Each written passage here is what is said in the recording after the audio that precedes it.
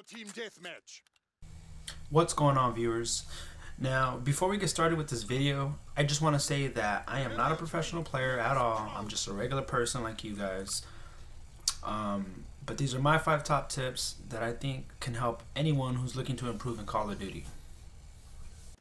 With that being said, let's get right into it. So number 5, I would say you have to know your gun's strengths and weaknesses. What I mean by that is, if you're playing a map like this one, for example, you're going to want to use a gun that's does better within those long to medium ranges. Like, for example, you'd want to use a sniper rifle, which I'm pretty sure that's pretty dominant on this map. You would want to use a sniper rifle, or either like a LMG or an assault rifle, because they're a lot more effective than like submachine guns or shotguns at those longer to mid ranges.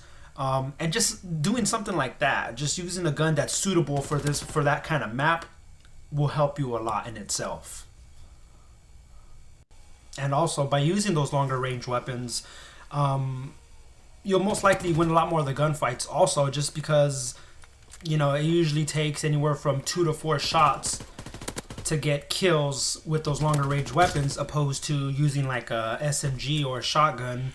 It'll take anywhere from 5 to 6 shots to get a kill from those longer ranges, which leads me on to my 4th tip, talking about gunfights.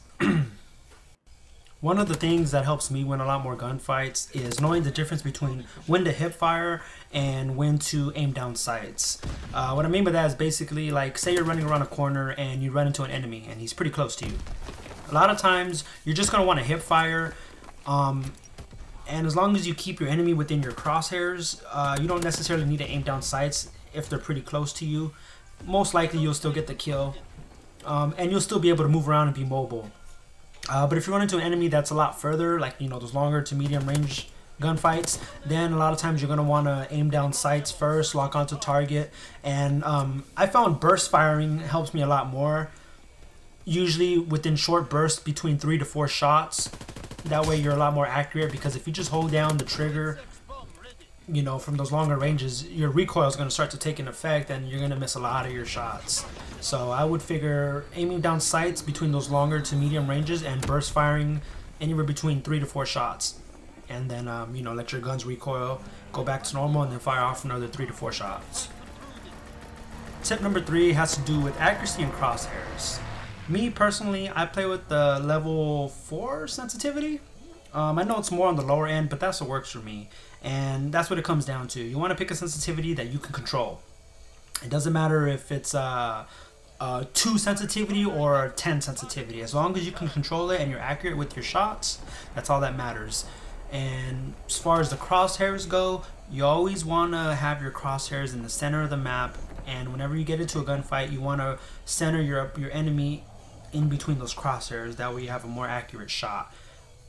And you also want to have an idea of where the enemies are going to be, so you know where to put your crosshairs.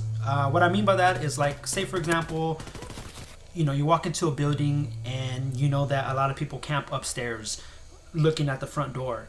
So a lot of times when you go into the building, you want to be already having your crosshairs pointed up towards that staircase in case there's an enemy there. That way it doesn't catch you off guard and you don't have to do that much adjusting on your aiming to start firing.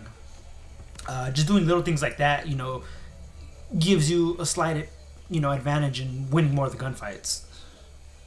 Tip number 2 is map knowledge and team awareness. You want to have a good understanding of the map, but that's only going to come with experience. You know, the more you play, the more you understand the map and where the spawn points are and the main focal points are.